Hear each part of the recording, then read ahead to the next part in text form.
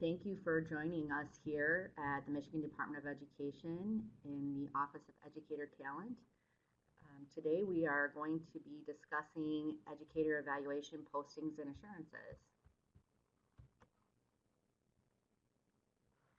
So today in the room we have myself. My name is Rebecca Emmerling, and I am an educator evaluation consultant with the Office of Educator Talent. Also here is Marty Smith, and he will be joining on the microphone here in just a little bit. He is our regional supports analyst.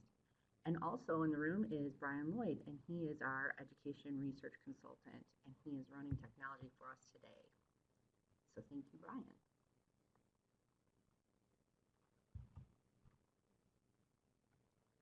Just a quick look at the things that we will be covering this morning. We're going to do an overview of the requirements as per legislation. We're going to talk just a minute about why these postings and assurances are even a requirement and what is important about them. Also, where they need to be placed in order to be fully compliant. What needs to be placed on your webpage to be fully compliant, and what MDE has put together as guidance and resources.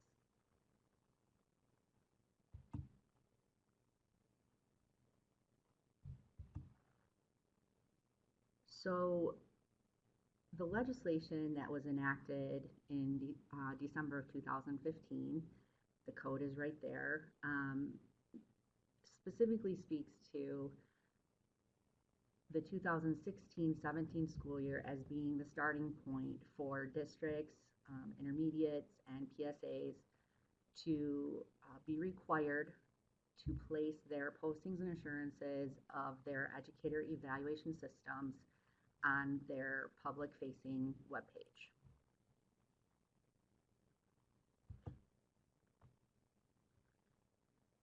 The legislation specifically speaks to the state-approved evaluation tools, and we wanted to mention those tools right up front. Those are listed here on this page, and you'll notice that there are 4 state-approved teacher evaluation tools and 2 state-approved administrator evaluation tools. The law also references the notion that there will be a mechanism that is put in place by MDE that will allow other tools to be considered for addition on the state-approved evaluation tool list. And that mechanism will be released to the public this summer. It is in its final phases of completion and approval. So those things will be released, and they will go out to the public sometime this summer.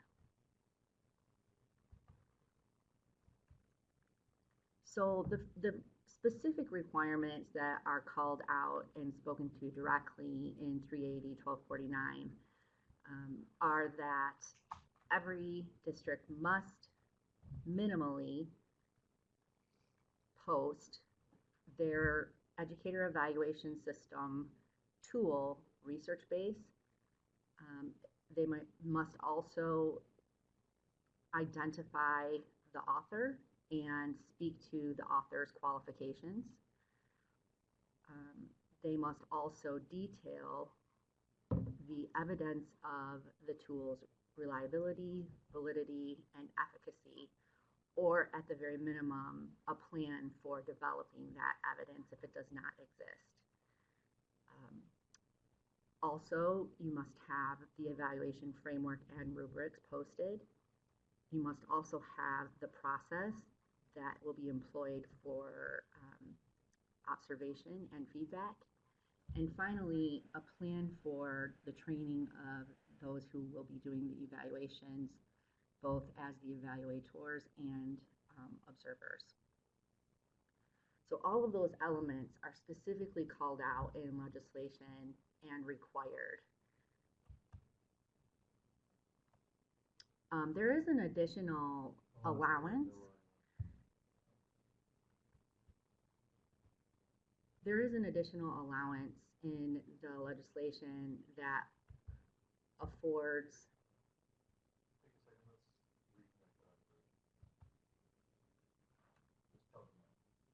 We're going to pause for 1 second because we're getting some feedback from participants that there's some audio issue. So let me just ask you to give us 1 second to reset the audio bridge.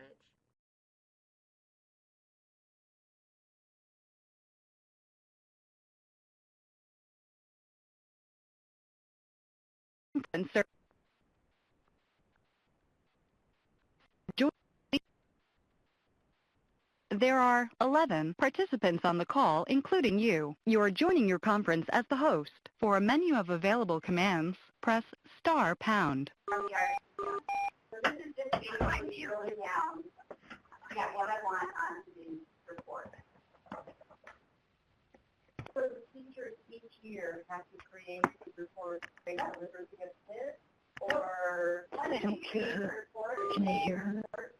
It's there and if you find against any group. I don't want to be there. Because these are assessments that you're all taking. Why don't they pre-calculate which is what you still have to create them? We can do that. It's just a matter of we don't really know what you want. Yeah. So I can absolutely create regional reports.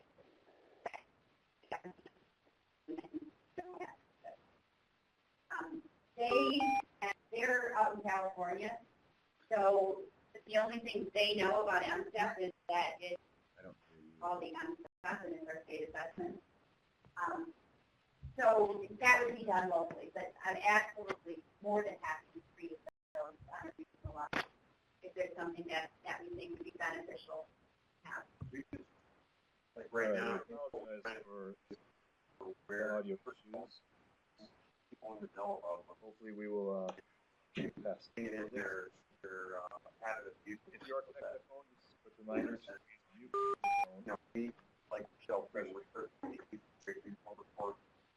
Okay, hopefully we've rectified that situation. So I'm going to pick up where we left off, which is discussing the notion that within the legislation, it does afford the opportunity for districts to not utilize one of the state-approved tools, but to use a district-approved tool. And they may do so by either choosing to use one of the tools that is approved to be on the state list, but they are modifying it to meet their own needs within their district, or they may be using a completely unique tool that they have either found or have developed within their own district. If they do that, then what they need to do is make sure that they have an assurance that the modifications do not compromise that research base. They need to also identify and detail the qualifications of the author or the person who has expertise and has reviewed the modifications to the tool. And they also need to give an assurance that the modifications that they've made do not compromise the reliability, validity, or efficacy of the evaluation tool or the process. For my report, I'm just going to take the I'm going to remind you once again, because we're getting a whole lot of feedback from a participant who is connected by phone and has not muted their phone. And so the entire audience is hearing your conversation in your office right now. So if you could please make sure that you're muting your phone if you call in, for your own privacy, but also so that it's not a disruption to the participants here. I can still hear your conversation.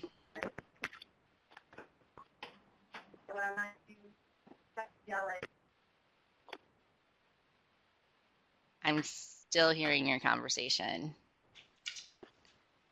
Okay, hopefully that,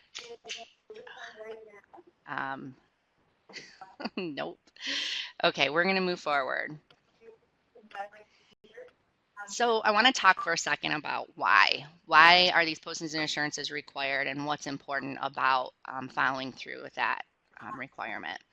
So the rationale behind this postings and assurances requirement was that, we're really attempting in our state to be very transparent in all of our practices. We are public entities, and we are responsible and accountable for what we do to our constituents. And by posting your educator evaluation system and your processes, you are demonstrating the commitment that your district has made, or your PSA, to utilize that tool with fidelity, and you are committing to using it in the way that you have posted on your webpage that you will use it.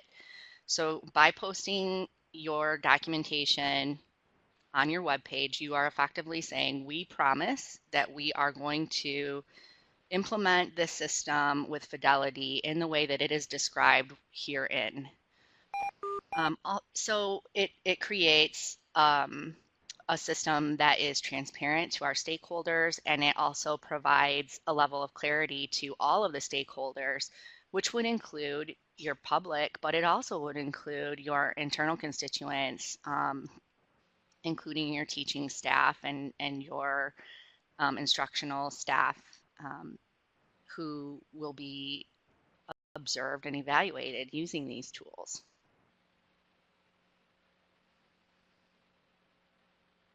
So we're going to take a second and switch gears here, and I'm going to have Marty come on live and take over this discussion, and he's going to talk about where these things need to be placed and what precisely needs to be placed on your webpage to be fully compliant. Thank you, Rebecca. Again, I'm Marty Smith. I'm the Regional Support Analyst here in the Office of Educator Talent. We'll talk about just the location and proper documents to use for postings and insurances. So where to post? As most of you are familiar, posting insurances should be posted behind the transparency mitten and at the bottom of the page, as shown here.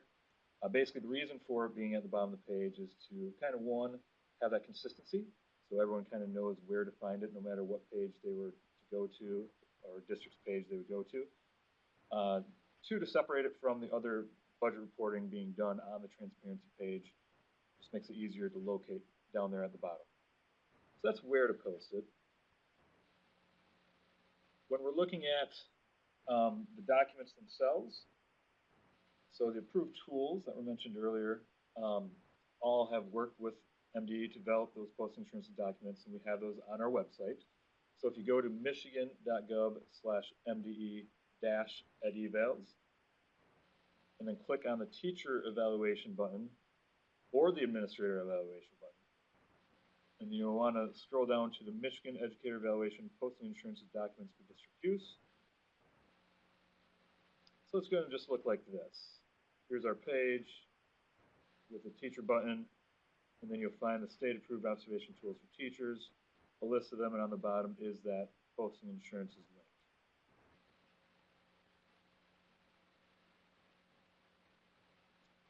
Once you click on that link, you'll want to scroll down to find the actual documents are there. It will be a list of state-approved teacher evaluation tools, and that has the link to each of them. If you'll notice, for 3 of the tools, there are some extra steps that are needed to access the documents. It's not just clicking the link.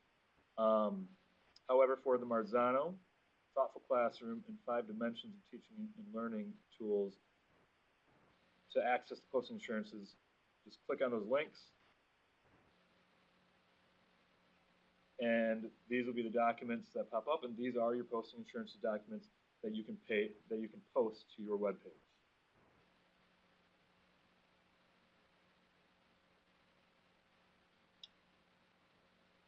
Now the 3 with extra steps, the first one is Danielson.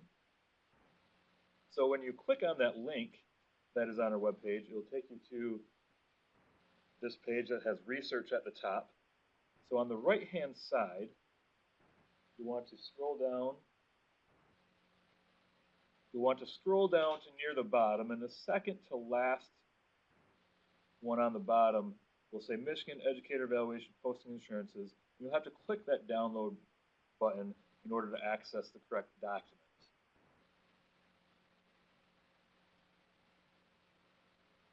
The next one with an extra step is the School Advance Evaluation Tool.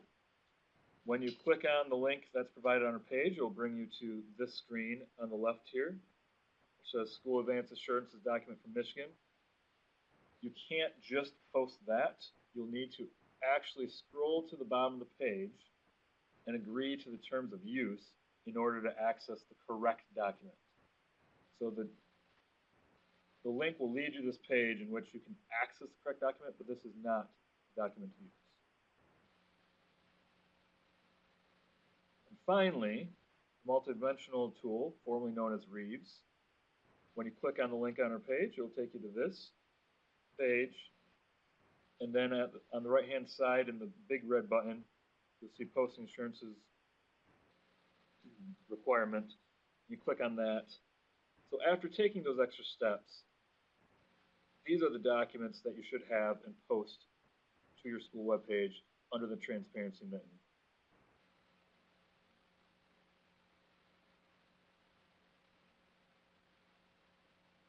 Now, if you post these posting assurances documents, that, for the most part, puts you in compliance with the law. There are a couple exceptions on these documents that we want to make sure that you're aware of. So if you are using the Marzano tool and you have posted the document that is linked from our page, the one thing that the Marzano document does not have is a training plan. So if you notice, when going through, and it's got everything numbered out there, once it gets to number 6, training plan for evaluators and observers, it just has listed, please see district attachment. Therefore, in order to be compliant with the law, if you're using the Marzano tool and you have the posting assurances, you should also have a separate training plan attached from your local district. Also, the Multidimensional Tool, formerly known as Reeves, that one also does not have a training plan attached, so we recommend attaching that local training plan as well to the Multidimensional Tool. So both Marzano and Multidimensional Tool need a localized training plan to be fully compliant with the law.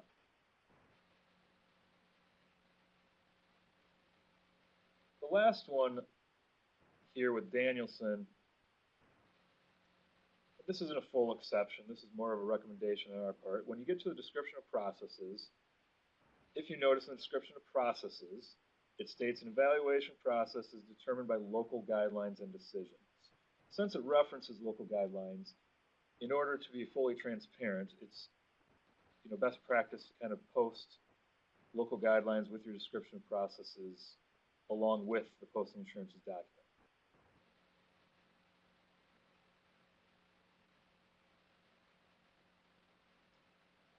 And that's it on kind of documents, where to put them, where they're located on our website, and our exceptions. And I'm actually going to turn it back over to Rebecca, and she's going to talk about a couple other resources that we have on our page. Thank you, Marty. So on our webpage, which we've provided the link to right there at the very top of this slide, you will find some resources that the office has put together just in an attempt to help guide those districts who are using a tool that has been internally approved by their district.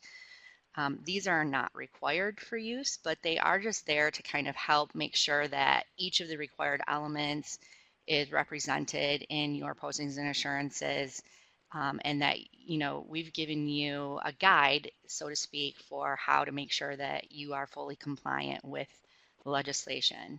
So those links right there at the bottom of this slide, the first one is provided to link you to a guide for a district created teacher evaluation tool postings and assurances document.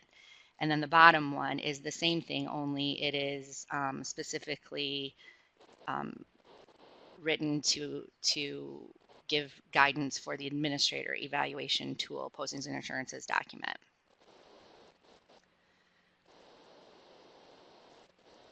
again, so this is what those links look like. When you click on one of those links, it would take you to a document that looks like this.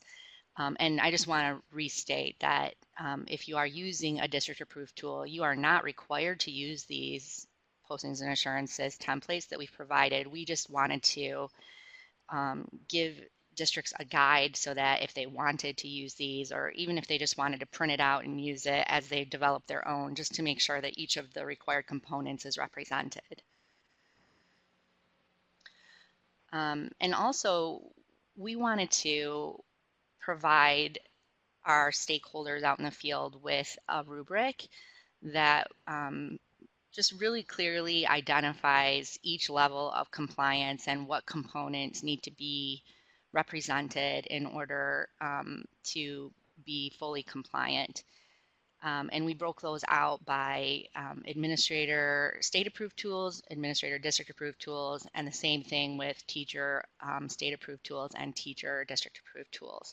And so each of those performance indicators has its own set of requirements to meet in order to meet that level of performance. And if you look closely, you'll see that the middle column is listed as compliant, and that is where districts need to be in order to be fully compliant. You need to have all of those elements. But there are districts out there who have just done phenomenal work around this postings and assurances piece, and they have really kind of set a pretty high bar. And really, the result of that is that their constituents are well informed on their practices and on their policies, and they also put themselves in a very highly defensible position by posting incredible examples of local training plans and local observation protocols. So that's the main difference that you will find between the compliant column and the exemplary column. Those that we've listed as exemplary practices really do speak to the notion that these districts have taken the time to really build out a localized training plan and a localized observation plan to accompany those documents that were created by the vendors in partnership with MDE. So it just really takes it up a notch with respect to the level of communication that's going out to their public, and also it really helps the district put themselves in a very highly defensible position should they ever be challenged on a personnel decision that came as a result of efficacy ratings at the end of the day. And then in the very far right column where we've listed some exemplars, these are not at all exhaustive. These are just a few of the districts that we've come across who have really done some nice work. And again, we're not suggesting that anybody's perfect or imperfect, but these are just districts that we wanted to highlight because they've done a really nice job of taking their postings and assurances beyond the mark of compliance.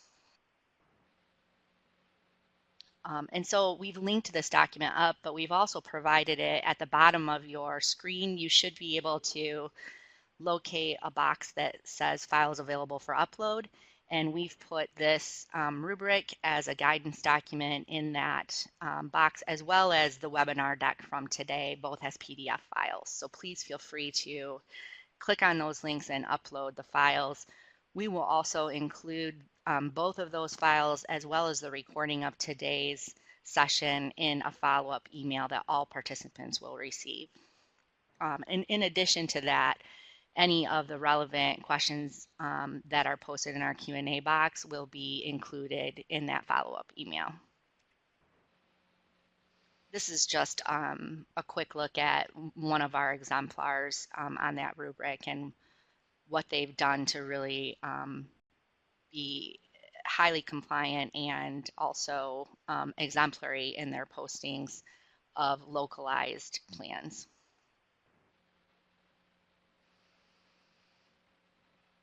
So I'm going to stop and take a second to take a look through the questions that have been posed and see if there's anything that I might be able to, or Marty might be able to speak to that could help the whole group out.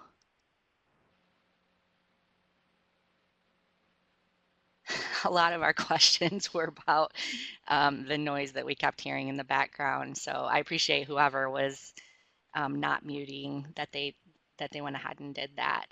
Okay, so Richard says, in a recent webinar, Robert Marzano mentioned that an administrator needs at least 10 observations for an evaluation to be valid with his system. How does that integrate with Michigan's requirements?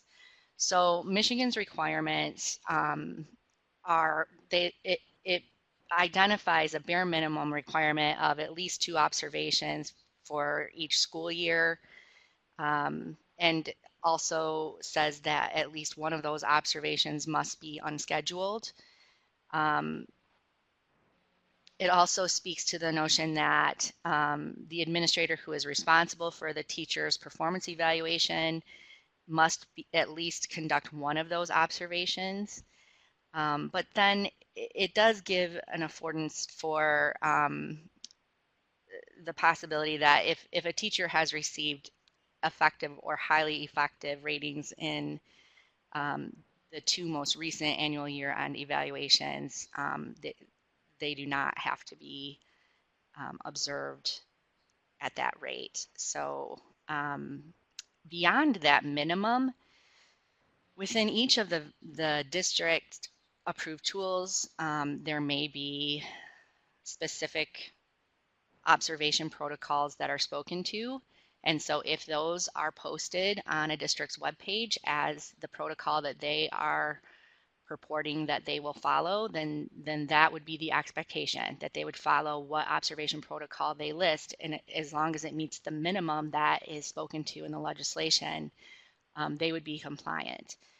As for those districts who are using one of the state approved tools, the observation protocols that are defined in the postings and assurances documents that were developed with the vendor and MDE, they each speak to the observation protocol expectations, and each of those is a little bit different. And of course, if a district wants to develop local policy or procedure that that requires more than what is listed, it's our position that as long as the minimum observation protocol is met, that they will be in compliance there. Certainly, the more times an administrator gets into a classroom to observe the classroom practices and the function of that classroom, the better. But we also recognize that in many of our school districts, it would simply be impossible for a building administrator to do a good job of observing every teacher a minimum of 10 times. That would, in many cases, not be possible. I'm going to click through the rest of these and just see if there's anything else. I think we've been able to speak to everything else through our written communication. So I want to conclude our session today by just reminding you of future webinars that we are building out. We did have to reschedule our student growth percentile webinar that was planned for the end of this month. We will be sending out a communication en masse as soon as we get that webinar rescheduled. We're hoping it will be sooner than later, so stay tuned for that information. But the May 12th and May 19th webinars are set, and the first one, May 12th, is going to focus on combining the student growth and performance data for the summative evaluation. That is some feedback that we're getting from people out in the field, and just really looking for some guidance and some ideas for how to do a good job of combining those two pieces to come up with your efficacy rating at the end of the year. So we'll be going through some good ideas, hopefully, for districts that day, and providing some examples for folks who are looking for ways to do that. And then the May 19th session is an open Q&A session where Brian Lloyd, Marty Snitchen, and myself will be in a room ready to answer any questions that are EduVal related.